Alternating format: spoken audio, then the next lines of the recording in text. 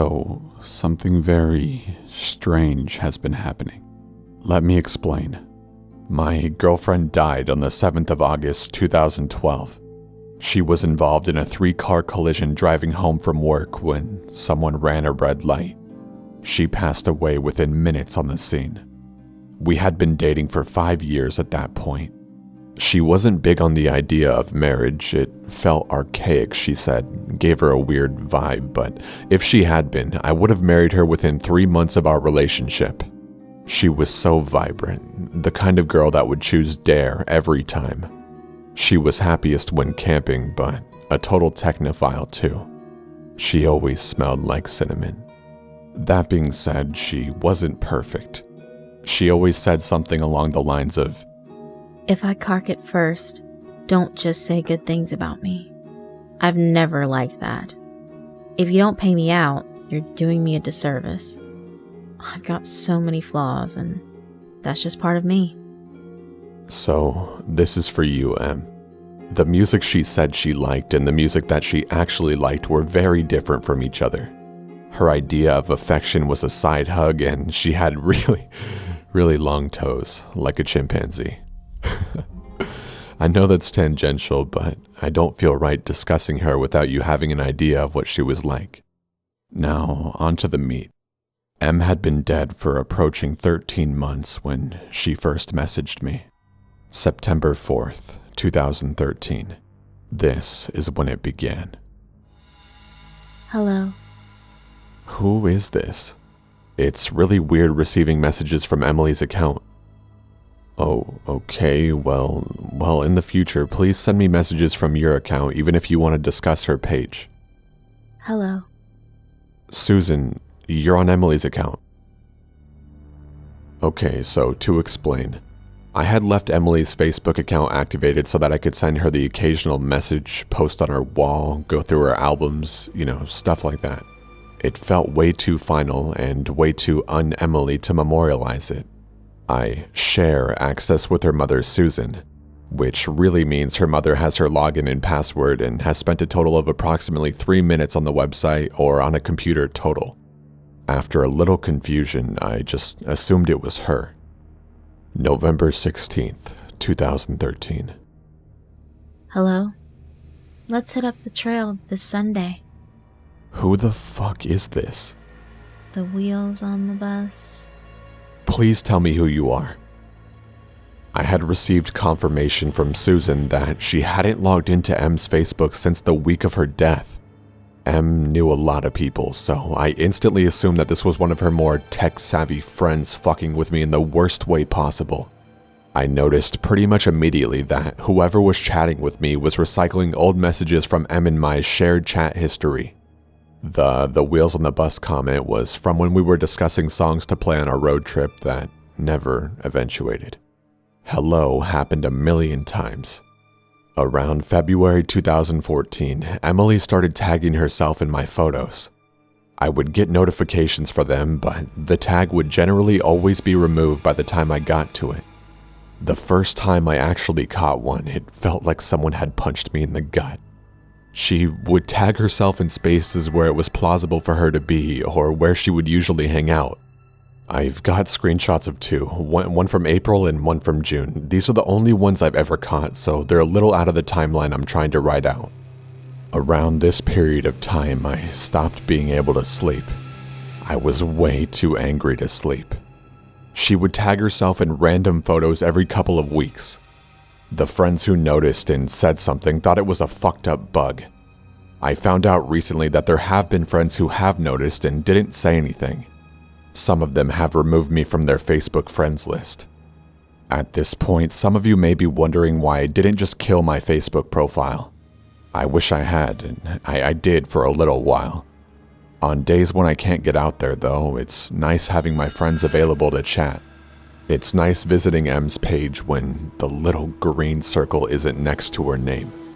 I was already socially reclusive when Em was alive, and her death turned me into something pretty close to a hermit. And Facebook and MMOs were and are my only real social outlets. On March 15th, I sent what I assumed was Em's hacker a message. Why are you doing this? Why do you keep tagging her? On March 25th, I received an answer. Hello? Hello? Hello? Hello? This is actually devastating. I don't know why you enjoyed doing this. Oh my god, cinnamon-scented candles! Go to hell. Why are you doing this? It wasn't until I was going over these logs a few months later that I noticed that she was recycling my own words as well. My response seems kind of lackluster here. I was intentionally providing him or her with emotional bait, saying things like this is actually devastating, etc., to keep them interested in their game. I was working off the assumption that the kind of person to do this would be the kind of person that would thrive on the distress of others.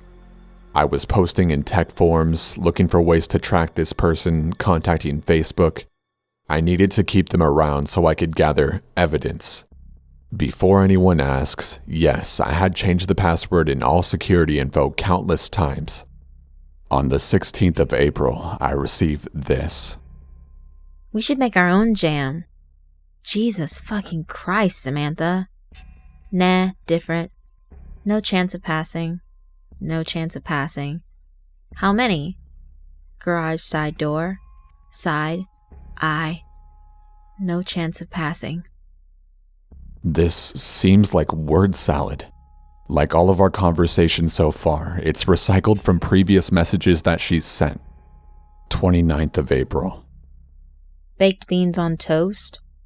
I don't know. I just said, yo, ask Nathan. Nathan.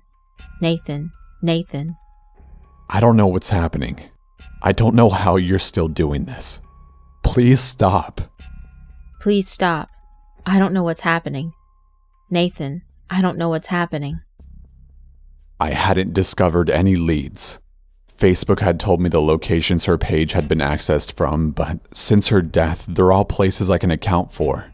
My home, my work, her mom's house, etc. My response here wasn't bait. Yo, ask Nathan was an inside joke way too lame worth explaining. But seeing her, or whoever it was, say it again just absolutely fucking crippled me. My reaction in real life was much less pretty.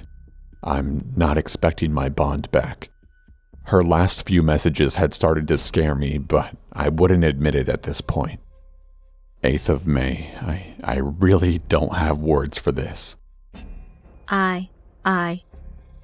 -12, -15. My jumper's in the dryer and it's really cold out. Really cold out. Cold. Cold. Nathan, please stop. Cold. Freezing. I don't know what's happening. Freezing is the first original word that she's made. This has given me nightmares that have only started to kick in recently. I keep dreaming that she's in an ice-cold car, frozen blue and gray, and I'm standing outside in the warmth screaming at her to open the door. She doesn't even realize I'm there. Sometimes her legs are outside with me. 24th of May. I'm really drunk. I miss you. Whoever's on this account, I don't give a fuck. I keep coming home from work and expecting to see you at the computer. Shouldn't I be used to that by now? Just let me walk. I wasn't actually drunk. She wasn't an affectionate girl, and it always embarrassed her to exchange I love yous, cuddle, and talk about how much we meant to each other. She was more comfortable with it when I was boozed up. I got fake drunk a lot. Her reply is what prompted me to finally memorialize her page, thinking it might help curb this behavior. It might seem innocuous compared to her previous message. It's pasted from an old conversation where I was trying to convince her to let me drive her home from a friend's. In the collision, the dashboard had crushed her. She was severed in a diagonal line from her right hip to midway down her left thigh. One of her legs was found tucked under the back seat. Going back in time, 7th of August 2012. This, alongside a couple of voicemail messages, is the last time I talked to her under the assumption that she was alive. Hey, you on your way home? Emily, when you see this message, please ring me. Straight away. I rang, and they said you left at 4. I'm starting to panic. I feel sick in my stomach. Please, please ring me. Emily, answer your phone. Those are the logs from the day she died. She was usually home from work by 4:30. You'll see why I'm showing you these soon. Yesterday, 1st of July 2014. Hey, you on your way home? Emily, when you see this message, please ring me. Straight away. Please stop. I rang, and they said you left at 5. I'm starting to panic. Please stop. Cold. Emily, Emily, answer your phone. I I don't don't know what's happening. Cold. Freezing. I memorialized her page a couple of days after I received the message about walking. Until today, she'd been quiet. She wasn't even tagging herself in my photos. I don't know what to do anymore. Do I kill her memorial page? What if it is her? I want to puke. I don't know what's happening.